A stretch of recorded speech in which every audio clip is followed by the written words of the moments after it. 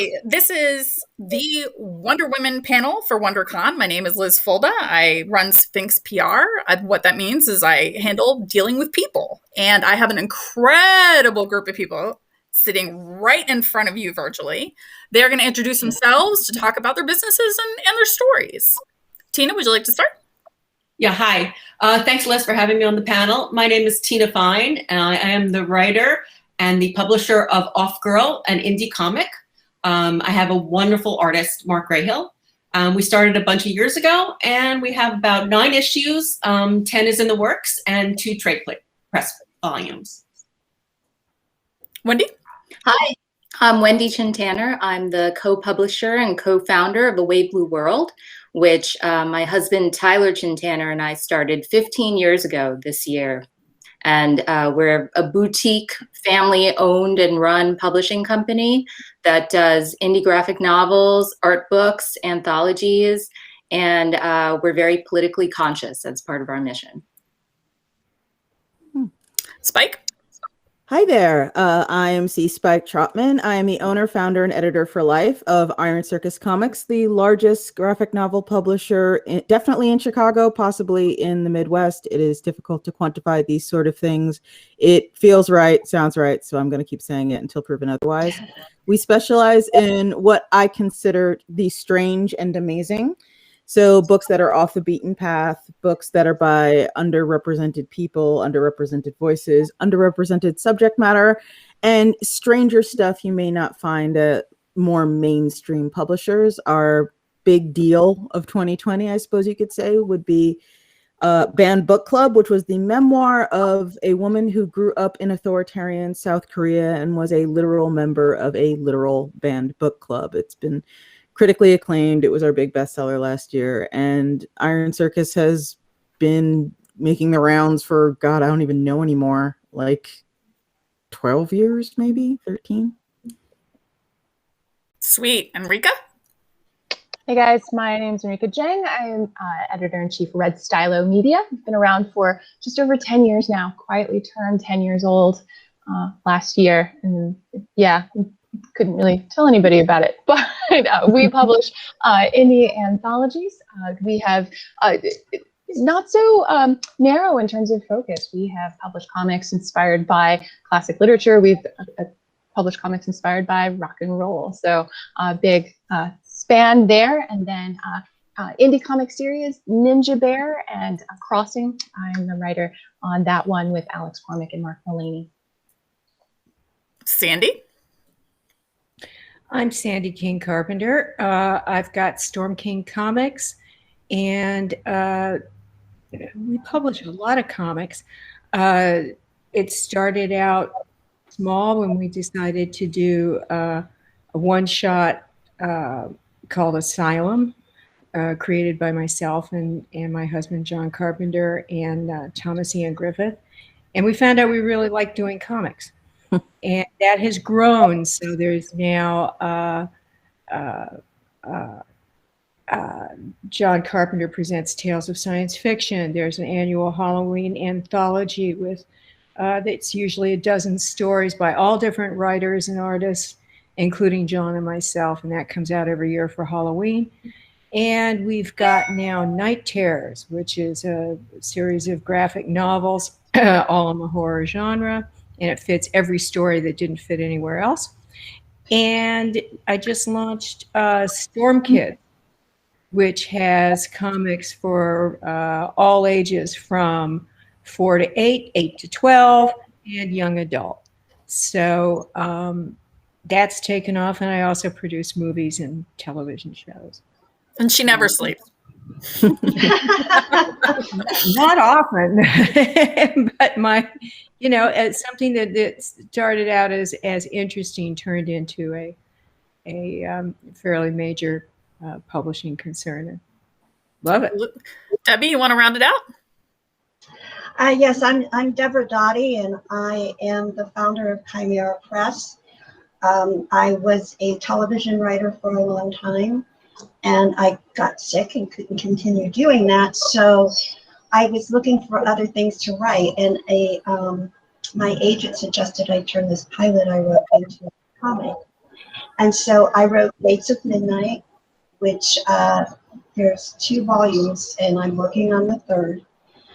And when I was suggested for me to do that, I hadn't read comics in a long time, so I went to my local comic book store, and Ralph gave me some great comics to read, like Saga and Why Last Man Standing, and I was like, these aren't the comic books I used to read when I was a kid. These were just great. I loved them. And so I started going to comic book conventions, and I didn't see any women on the podium. So while I was writing Gates of Midnight, I decided to start my own company and use all female artists and writers. And we now have 5 titles, and our title, Mary Shelley Presents, has just been nominated for the Brown Stoker Award by the Florida this year. Sweet. So Debbie and Sandy kind of covered things a bit, and I'd like to hear from everybody else. Why comics? What made you get started? Tina, you want to give it a go? Yeah, so I can relate to what Debbie said. I actually started as a feature script. And I was pitching it, and everybody says, well, is it a comic? Is it a comic? Is it based on a comic? They wanted the IP. They wanted the intellectual property to be in a comic form. And I had not written a comic, just done screenplay writing and wrote a short and produced a short. So I went to a couple of classes, got tons of books. I don't have no room for all the books that I got, and comic book store, all the different comic books that I could like a hand on. And started writing OffGirl. It was like, I had 120 pages of script, and it actually turned to be 4 issues. And I started writing it, and it's just the most exciting way of writing. And of course, I had to find an artist. And I went through a couple of iterations of that, unfortunately, but that's a learning process as well. And then when I found the right person, and he was, young in his career, illustrator, he knows everything about comics. It is just, he was also such an inspiration and a source that it just worked. I have never had a more fulfilling collaborative experience in my entire life as after writing this comic. It's just so much fun, from this creating the story to handing it off to the artist to seeing how he does it. And I hardly ever have to change anything he draws. It's just incredible. So that's how OffGirl got started. And I just wish I could do it forever, but I have to make some money somehow, so I have other stuff to do. It's hard. It's a hard business to be in. Definitely a struggle for sure. Wendy? Yeah.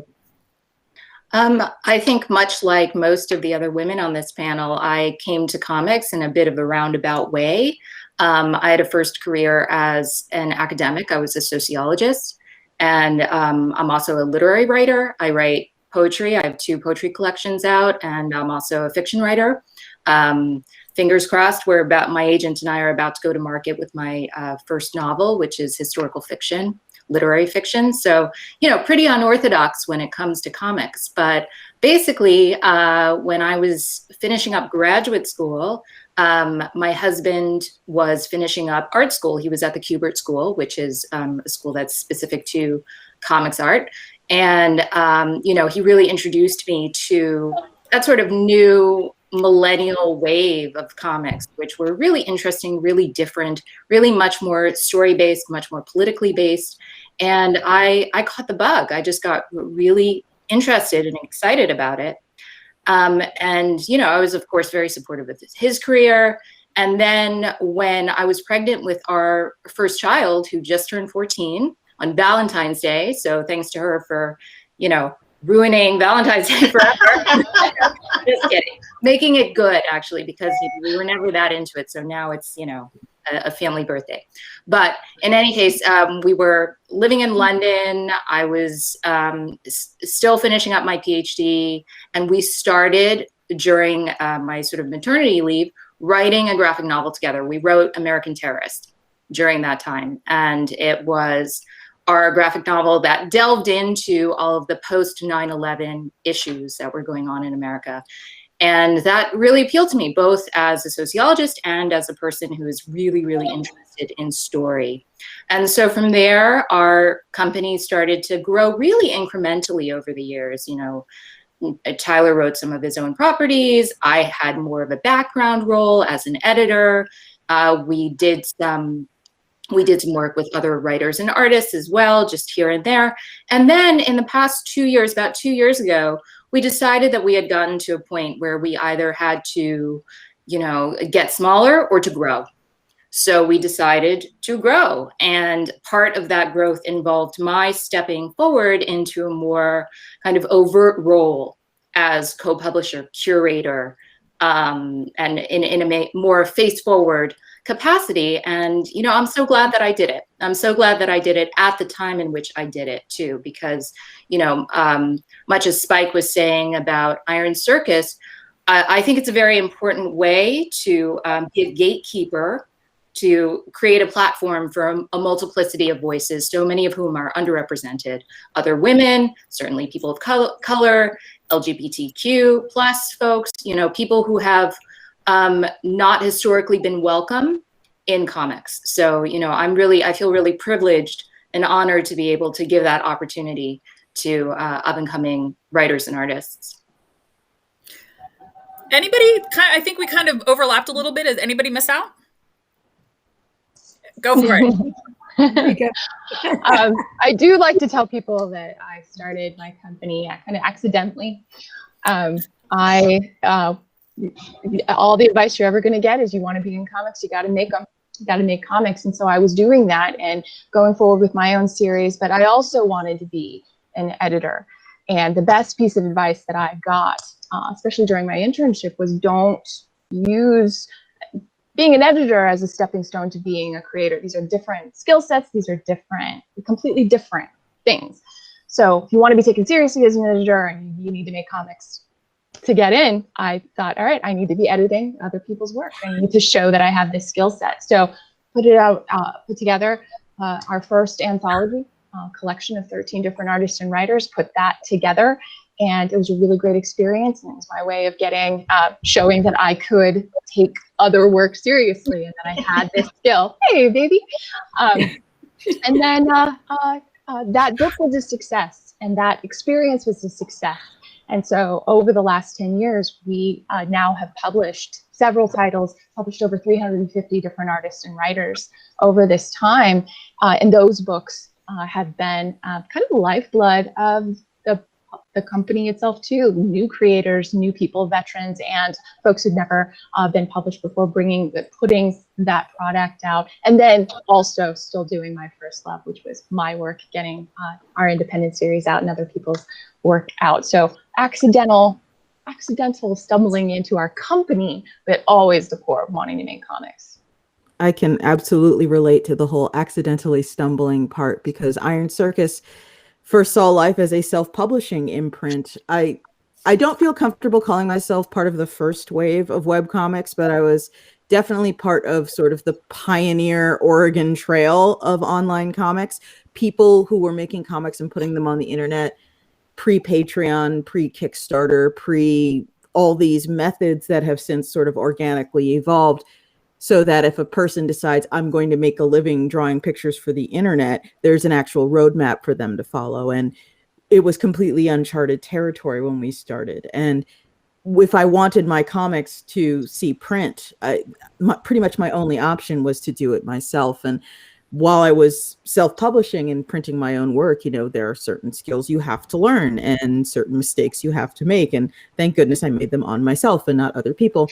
And it just eventually got to the point where I was like, you know, now I know how to do all these things. That doesn't just mean that I could limit them to myself. I could start publishing other people and doing other projects. And in 2009, Kickstarter dropped, and that was back when it was shady and disreputable and fly by night. And oh, you put your project on Kickstarter? How am I supposed to take you seriously as a creator? That's basically begging, et cetera, et cetera.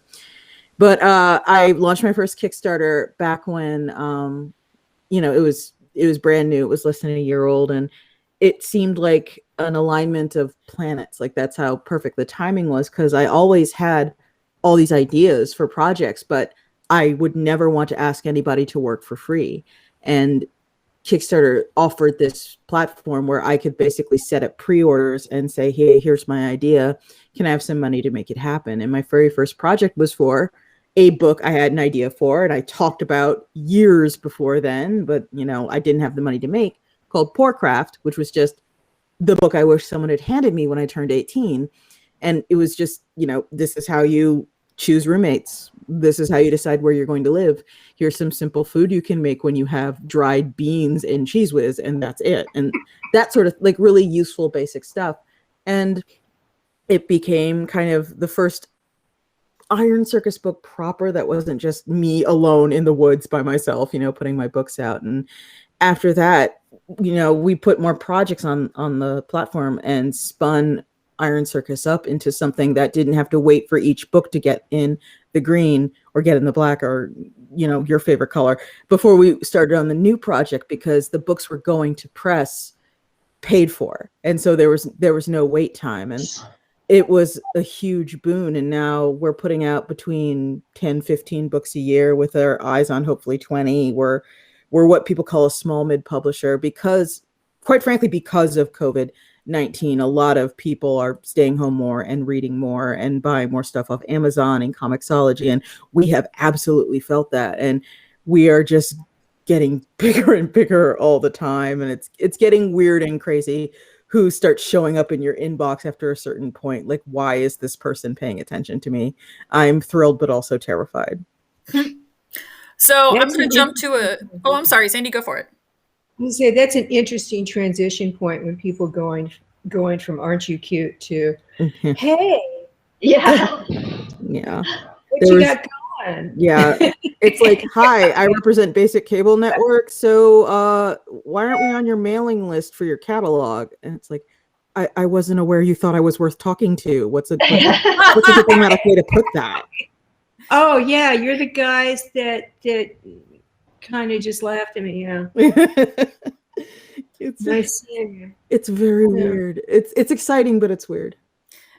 As business owners, are there particular stresses to your journey that others may not see? How do you handle them? In my case, I think it's incredibly important to recognize how much of what Iron Circus, like the cachet that Iron Circus is working with, is reputation based, and how I have to be absolutely certain that me personally, my reputation as a business person is as immaculate as is reasonably possible, because I am now no longer in sort of like the small press, I made this at the Xerox place kiddie pool, which I was very used to being in for years and years, because for a long time, that's what small press comics was. It was so low stakes. The stakes were practically non-existent. No one cared. There was no money in it. Who cares? Whatever. And now all of a sudden, I'm getting people showing up with agents, which definitely didn't used to be a thing, telling me stuff like, okay, so Random House is offering this. What are you offering? And I'm just like, not what Random House can offer you. I mean, we can talk about it, but that's kind of something I have to be really, really aware of. Like, the checks need to be on time. The statements need to be on time. If they're not on time, I need to make sure everyone knows they're going to be a couple days late. If people order stuff, they need to get it. If I run a Kickstarter, it needs to fulfill. And so far, that there have been growing pains. I'm not going to sit here and pretend I've been perfect. Like, I don't think anyone has. But at the same time, I know that all it would take, it's almost kind of scary. All it would take is just like one super major, super public screw up. And, a demerit goes next to my name in a lot of people's mental math. And it's like, never mind, let's just apply to Simon & Schuster. And it's like the fact that I am in the same roundup as Penguin Random House and Simon & Schuster for these people. I behave like an adult, but internally I'm just like, why? I think that's a universal stress of feeling, and first of all, anybody who needs help with public image, I'm here. But I think that's a very universal stress of just crap. I'm in a situation that is far beyond what I ever happened, and how do I deal with that? Anybody else? Yeah, I mean, I have a problem with AI. I mean, I have an adult comic, and someone I knew wanted to check out my comic, and he was in his business computer, and the AI at the company blocked what he could not look at it because of that. So I don't really know how to get around that. I mean, people need to access my comic on the internet and with their computers. But if half of the population is going to be at their work computer and they can't access it because some AI program at their company decided it wasn't appropriate for the office, I don't even know how to begin worrying about that.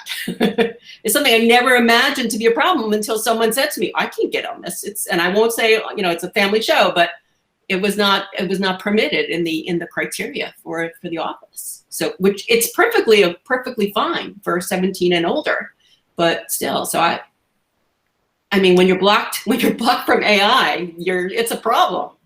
I send out a lot of hard copies.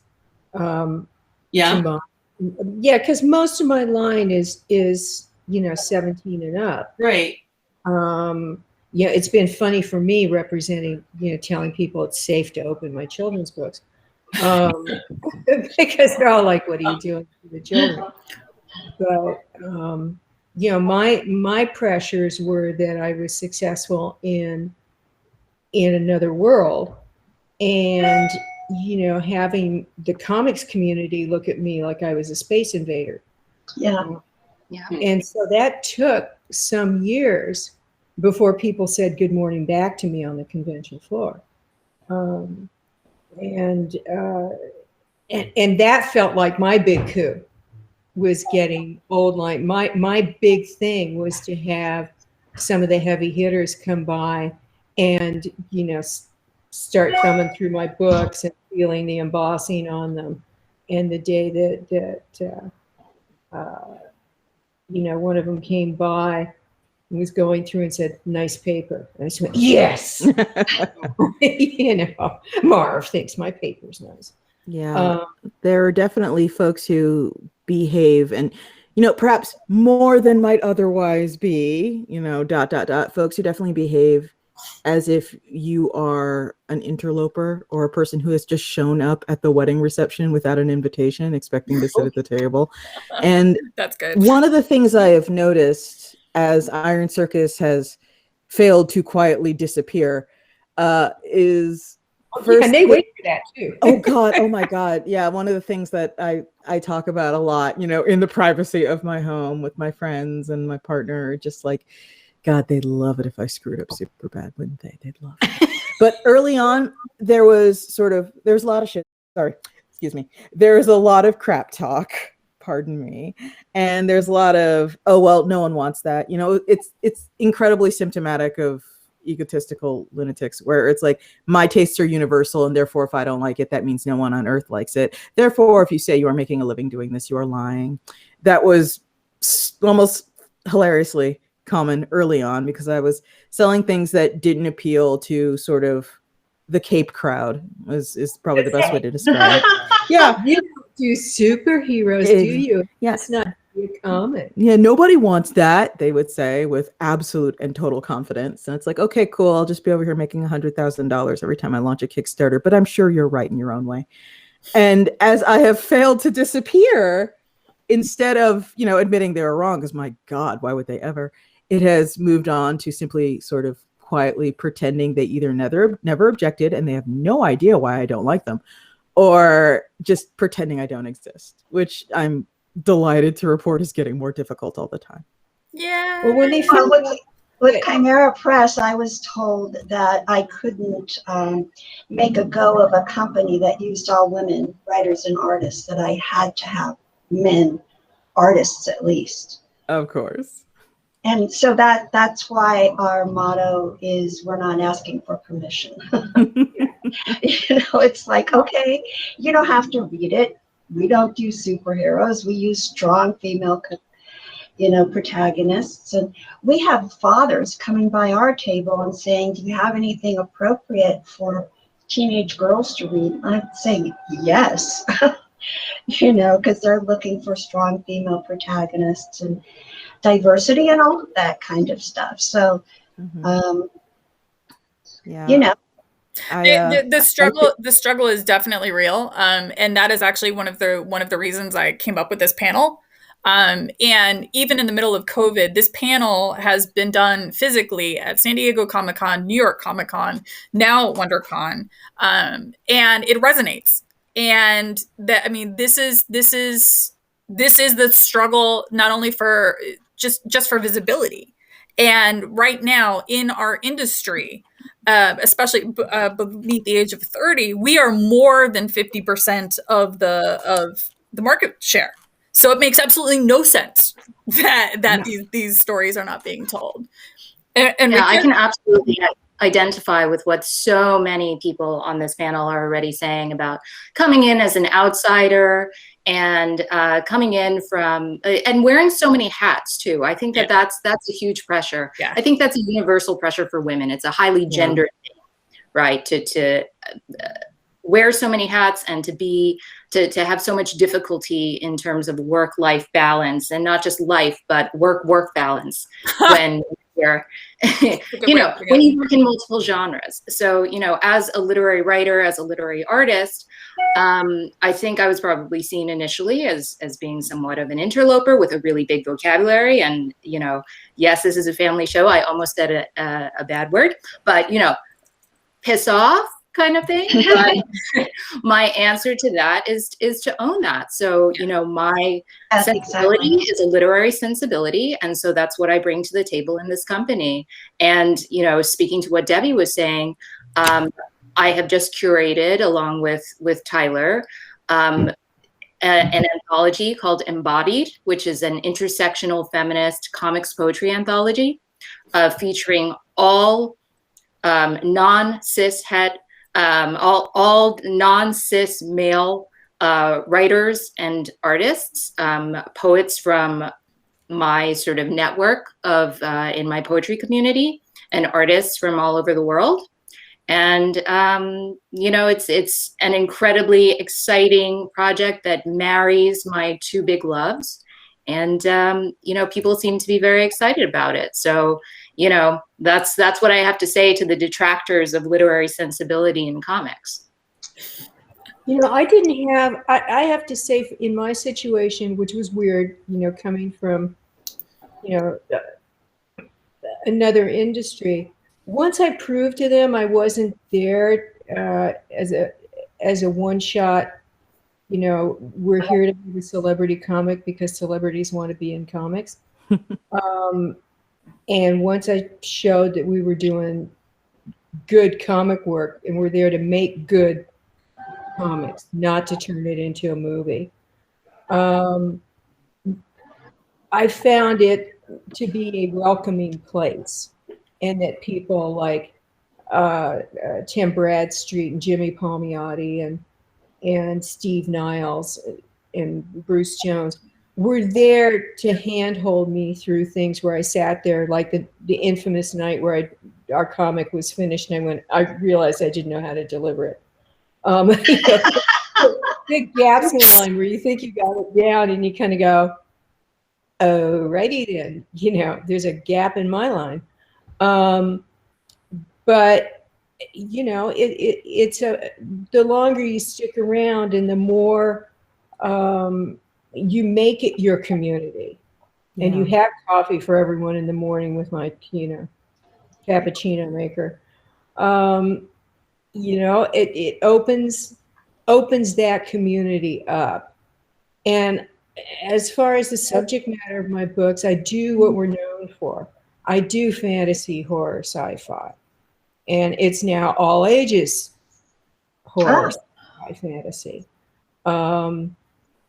But I just keep paddling in my pond, and if people like it, great. If they don't, no one's going to tie them into a chair and make them read it. I would. Yeah, I'm going to offer a little bit of a counter narrative to kind of what others have experienced, because I found my start to be welcoming. Part of it was coming from my internship to shows. I already had this model in mind of what I was chasing. So I was trying to break in. I wasn't trying to break new ground. And I feel like the ladies on this panel definitely I'm in awe of that because I was just chasing. I saw a model. I was on Comic-Con and I got to see like how it was working at the top level, and so I felt like if I could just create a product that you couldn't distinguish between the majors in terms of that quality. I forget which one of you guys mentioned, you know, at the beginning. And again, this is like 10, 11 years ago now starting. So a lot of people were stapling their comics together and a lot of people were kind of like coming to it that way. And I felt like I was always trying to hack how to create a product that looked no different than these major things. And so that was the only thing I was focused on. That was the only thing that I was trying to do, and then sort of just mimic that model. And so I didn't feel as much of the resistance from folks. And what I found is some of the people that I met in comics, in the community, are still my friends to this day and have lasted. Whereas along the road, I've met some other folks, like different places or higher up or anything like that. Those people showed up and left, and you just kind of keep going. I had a much more positive experience. I feel almost like now there are more left and right limits. One piece of advice I would give is the scale of like the way these, like all of you guys started, what worked to kind of keep me encouraged in the community was I started at much smaller shows.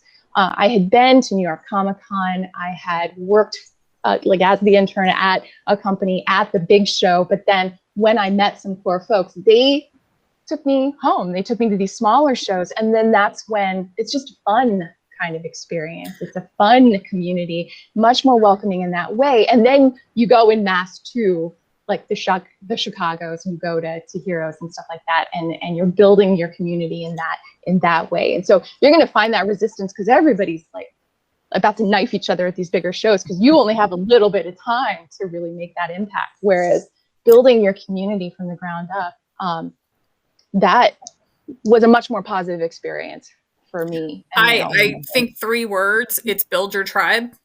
And I just wanted, go for it, Spike.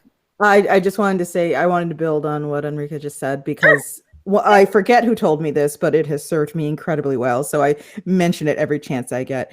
And it's comics is a 10-year line and it has a ridiculous washout rate. There's a lot of people who, you know, I started down this path with who are simply just not here anymore. And that's understandable considering what comic pays and how many opportunities were available when I was, 22 and just getting started, and as opposed to the opportunities available now, which were unthinkable at the turn of the century. But comics is a 10-year line and you get in at the end, and that 10-year line is not skippable. You can't save your spot, drop out, go storyboard a bit, do whatever, and then come back at the same level that you were. And of course there are exceptions to every rule, but this is me generalizing. And at the end of that 10-year line, at the front of the line, what's waiting for you is not international stardom or prestige book at Image or a 6-figure graphic novel multi-book deal with Simon & Schuster. What's waiting for you at the end of that line is people going, oh yeah, I think I've heard of you. Because it's almost like there's this decade-long hazing that's going on where it's not like super aggressive or anything, but comics is so full of people who are just not gonna be there in a few years that they kind of need to see how down you are, how much you are a member of that tribe you mentioned. And it sounds really mercenary and bad, but investing a ton of resources into someone who 3 years down the line is you know what? Never mind. I think I'm just going to storyboard. It's kind of, it's a dropped ball, and it's, I don't want to call it a waste of time, but it's resources that you can't kind of get back. And so I know after looking back on that 10-year line from the perspective of someone who has stood in it and is now working with people who are working their way through it and signing deals with them and publishing their work, I can see how I would consider it harsh when I was younger and unfair and uncomfortable. But now from this perspective, I kind of get it.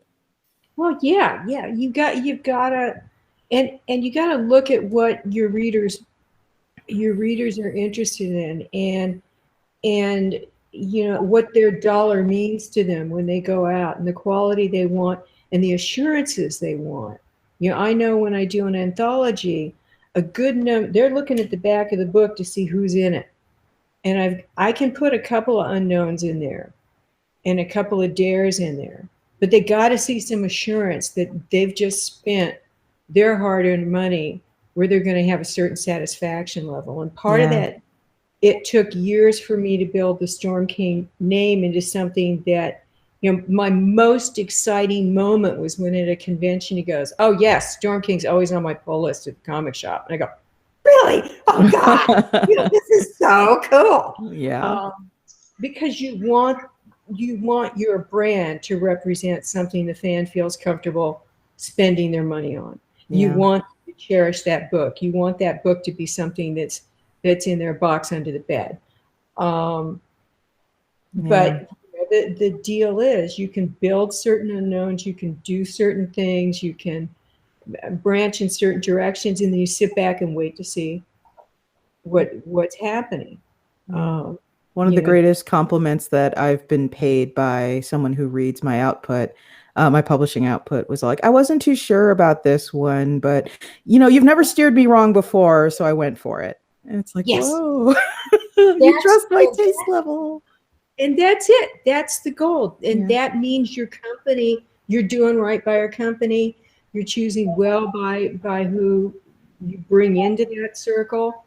And, you know, it's like when we started Storm Kids, you sit there and you go, "Okay, it's a hunch. You know, thank God I'm not a neurosurgeon. I'm not going to leave a dead body on the table." At the end of the day, I think that's really the most important thing, and I think that is part of the female struggle. And I want to be very clear. That is, you know, if you are identifying as female, that is your struggle too. Is to be perfect. That we must be perfect. That we must be polished. That we must do more. And I am proof positive, and I think many of the women on this panel are. You don't have to be perfect. You just got to get it done. Yeah. You know, I think something that I'm learning the older that I get, and I'm now in my mid 40s, and I feel like it's really hitting me in the face, is to learn how to say no. Yeah. Because, you know, I think that when you're a woman in business, particularly in male-dominated businesses, and this goes for my experience in academia too, if you're a woman, you are asked to do far more than your appropriate share of labor. And that includes emotional labor, and that includes, you know, going above and beyond for people who may well individually deserve it, but systemically, there should be other resources besides the female identifying people on your staff to take care of that. Yeah. So, you know, in order to kind of like grow into a greater awareness of that, I feel like, you know, I'm trying to collectively model this business of like saying appropriately and empathically saying, "No, I cannot do that." And it's difficult to learn that, because when you're coming up, you have to say yes to everything. You have to say yes to all the opportunities that come your way. But then there's an inflection point, right, where there's just too much. Your inbox is like, I think I have like 1,500 messages unanswered in my inbox, like seriously. And there comes a point though where you need to strategically learn what are the things to keep saying yes to, and what are the things to say no to, what are the things to delegate to. I think that's another thing that women have trouble with, right? I do anyway. I always think, you know, if I want it to be done well, I should do it myself. But I can't do everything myself. Yeah. You know, most of nobody's mommy except for my own actual children. I have 2 of them, and I homeschool them now because of COVID, right? So that's another thing, right? Like there needs to be enough room, enough space for all the parts of your life. Yeah, delegation is. I actually had to learn how to say no early on, because we pay all of our artists and all of our writers the same. You know, I didn't want to make any kind of a upper echelon kind of thing going on. I wanted to create a very family kind of atmosphere. And we had somebody approach us to turn their novel into a graphic novel, and I loved it. And they kept, 3 times they sent me notes on the contract of changes they wanted. Things like cascading royalties and things like that. And I was like, the contract I sent you is the contract you need to sign, or you can go to a bigger publisher. Yeah. You know, you can go someplace else. I mean, you know, try them out. No, I want Kymera Press to do it. And I said, then the contract you got is the contract you have to sign. And it was a no choice. You know, I had to say, I said no to her like 5 times. It took a year, and finally she just signed the contract. Mm. Yeah, I understand the part about not really understanding when the need to delegate has arisen, because this is going to get mildly graphic, and I apologize in advance. 2018 is the year I learned that I stress vomited because I came to Iron Circus with the same attitude a lot of small press comics people who have been like in the trenches since the turn of the century did, which is there's no money for that. You can do it yourself. You can learn to do that. You've learned to do everything else. You've learned pre-press. You've learned how to do quote request. You've learned how to put things on a boat and ship it all the way from China and then handle all the stuff that goes on at the dock. You've learned everything from putting the pen on the paper to putting the book on the shelf. You don't need to hire anyone. You do it. But as volume went up and commitments went up, I started puking. I started stress vomiting when stuff was getting too much. And this happened On the books. No, fortunately, I made it to the bathroom every time. I'm proud of that. But it got to the point where I was just sort of like, oh, wait, that's not normal. That's not a thing people do. Yeah. You know, this is after like 2 or 3 times. And that's when I went out and I, you know, pulled all my strings and asked everyone I knew. And I eventually got hooked up with a print tech and a publicist and 3 different editors for all the different projects. And I basically codified everything that needed to be done and gave everyone really defined jobs. And now I can breathe again. And I'm kind of almost grateful for those 2 or 3 really bad moments in 2018, because without them, I don't know how long I would have insisted on keeping going. Because to be frank, like a lot of people who handle all their work themselves with their business, I was of journeyman competence in a lot of areas. And now that I have experienced actual, you know, a person who is specialized like an insect, all they do is publicity, all they do is print tech, all they do is this and that and the other.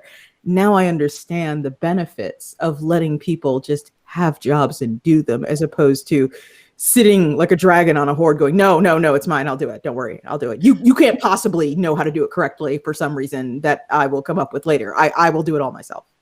Yeah, it doesn't work that way. It doesn't work that way as the head of a company doing anything. Yeah. You have to, and quality of life matters for anybody, male, female, you know. Straight up. You've got to, sorry. You're okay.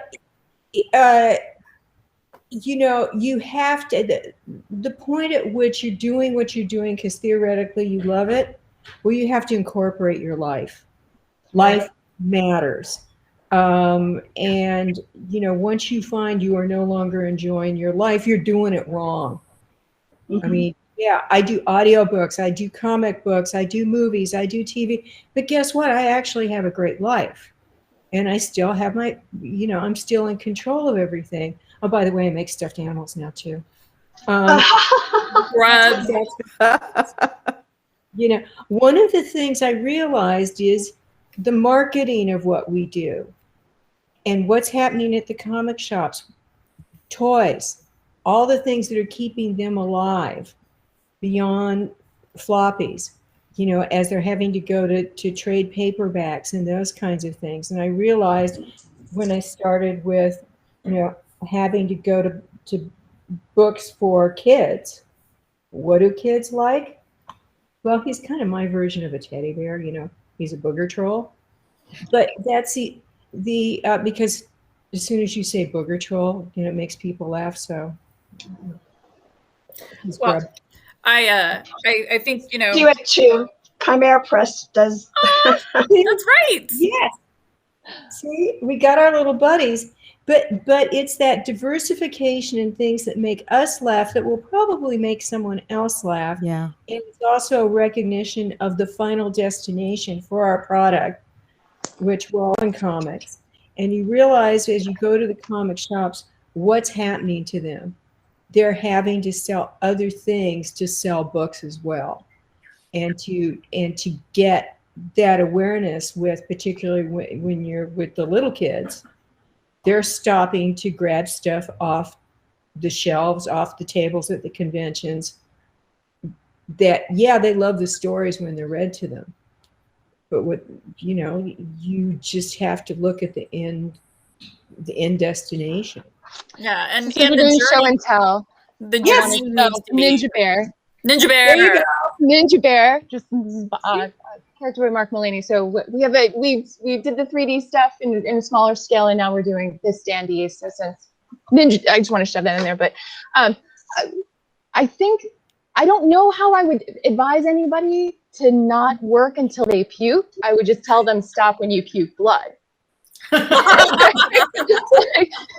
probably. I wouldn't not do all the work, and I wouldn't take the pain back now that I've gotten past it and survived it. So I don't know how, especially if you're going to start your own company, how you can't do all the jobs, how you can't, you have to do every single thing. You have to, I know that struggle, like the boxes have to grow legs and walk themselves off the boat, or you have to pay the warehouse to actually get the stuff off the boat and house it for you before you can just pick it up. And so you have to learn every single one of those things, especially when you're starting, and you work until you puke. But there is a breaking point, and there is now I've almost ruined this, and I gotta fix it. And so all the new folks that are coming up, there's nothing that's going to get you out of all the work. And I remember sitting at a show, and somebody had offered me an opportunity. I remember calling Liz and asked her, I don't know, do you think I should do this? I don't think. And her words to me were, someone asks you if you're a god,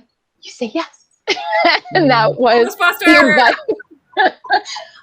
And there goes Buster. So, but that was you had to follow that advice. You had to do that, and you have to work so hard. But you do reach a breaking point, and you do, if you're smart, you find that point before you break. Yes. I want to say one more thing though, Wendy. I remember your campaign for American Terrorist on Kickstarter. Wow. Because like Spike, we did our first campaign the second year that Kickstarter even existed, and I remember Wendy's campaign with your husband. Because the name automatically grabbed you, the title automatically grabbed you, like American Terrorist. But then there was this incredible picture of the two of you with your little baby and your family, and that has stayed with me for years. And so she's 14 now, and she draws comics. But that's such a great thing. There's an energy that can come from, especially if you're crowdfunding, and I'm sure Spike knows this really well, that she's so successful at it, that you have to show that there are real people making these projects, real people making these things. And so that is true with your company too. You have to show not only the creators, but this audience, that the people behind it, because they do want to invest in you. Yeah.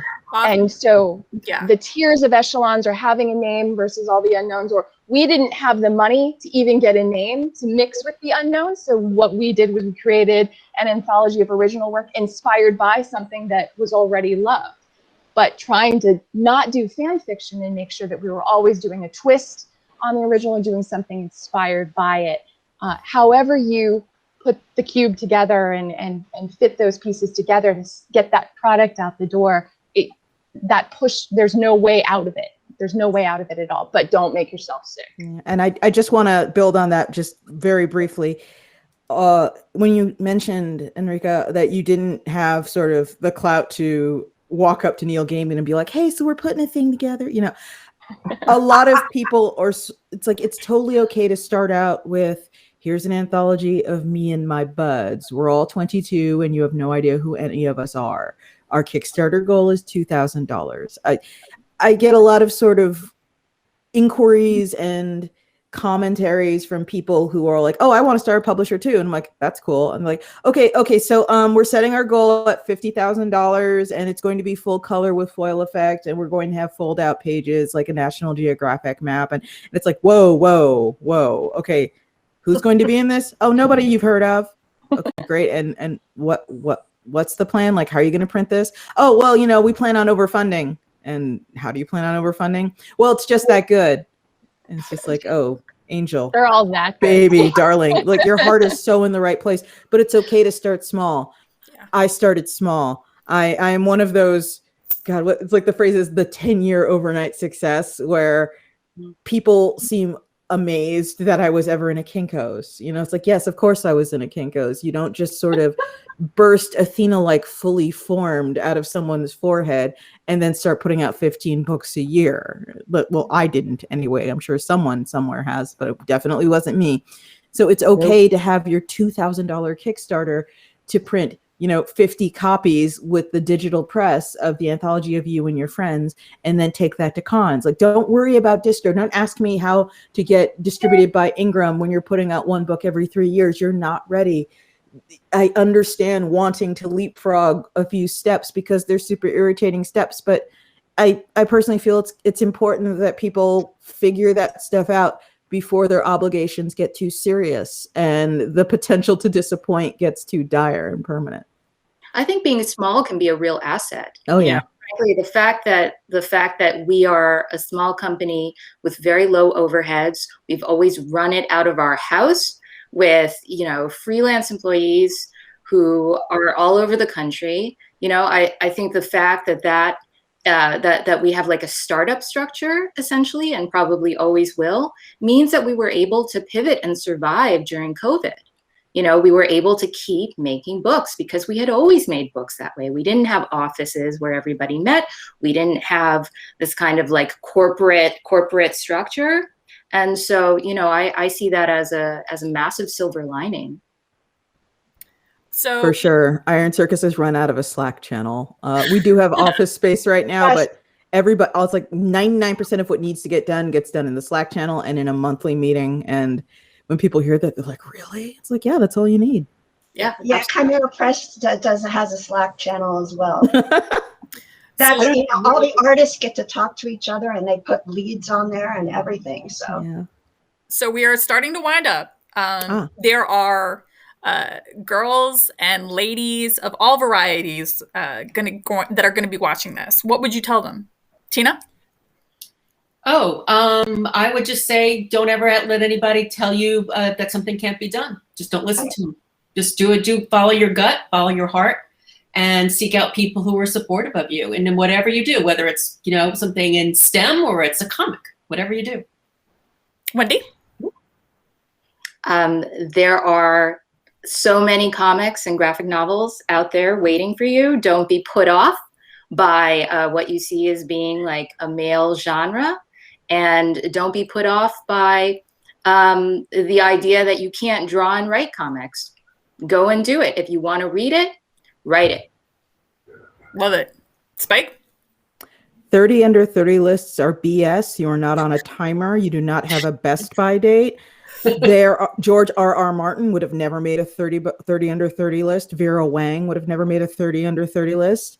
You're not a failure at 25, which is a thing I hear sometimes. Like you haven't even had time to fail yet. How can you be a failure at 25? Make friends, keep friends. The people that are in your industry that are in the same sort of age group as you, when you are having your interactions with them, please try to keep in mind. I'm not telling you, take everybody's BS, but by no means do that. But understand that these are the people who are going to be in your professional space, ideally for the next 20 to 40 years. So these are the same people you're going to be running into over and over and over again. Comics is not Highlander. There can be more than one, and there will always be more than one. They are colleagues, not competition. They are potential collaborators, not enemies. And just follow through on your commitments, and productivity and persistence and a refusal to quit will get you farther than these stories about 18-year-old prodigies who, came out of nowhere, and next thing you know, they're writing for TV or they're publishing with Image. Rika? Stick around. That just as I forget who said it here. 10 years is an accomplishment. This is something that, and if you're producing that entire time, that body of work is something that you're going to be just as proud of, whether you've sold 100 copies, whether you've sold 100,000 copies. Stick around. And it's easy. I find that the actual process of producing these things are easier now, so much easier now than when I first started, in terms of the scale, how to scale up, how to scale down. So you can keep creating, you can get the work out there, and that body of work that you eventually accumulate, you're going to be so proud of that. So stick around. Sandy? Have fun. Be polite. Be productive. Yeah. Support each other. This is not a gladiatorial fight. This is supposed to be something that you enjoy doing and others enjoy reading. And there's no top of the heap. There will always be somebody smarter, prettier, wiser, more successful. Who cares? Do what gives you fulfillment, and the rest will fall into place. Work hard, but enjoy it. And I think it'll be fine. You'll all be fine. Debbie? I want to second everything Sandy said. And don't ask for permission, just unless you're a kid. You must ask your parents for permission, whatever. I am not encouraging children to go off and do stuff. But, for we women, we're always asking for permission. We always expect people to kind of recognize us. And so we sit back doing this good job, and, nothing happens because we don't put ourselves out there. So put yourself out there, take that risk, and do your research. If you want to do a publishing company, whether it's just publishing your own comic, make sure you know not the industry as much as the form. How comics are made, how they put together, how they tell a story. Because I have a lot of people who come from writing novels who want to write comics, and it's not successful. Different art form. Yeah, just different art. We'll have to understand. So just do your research, read scripts, read comics. And by some fluke of circumstance, if you are interested in making comics right now, you have been born in what is definitely, in North America, the best time to be interested in making comics. It's never going to be easy, but it has never been easier. Love it. And on that note, everybody stay safe. Thanks for watching. And, please, all of these ladies are online, reach out to them, ask questions. That's how we learn. Stay safe at home. Thanks for coming.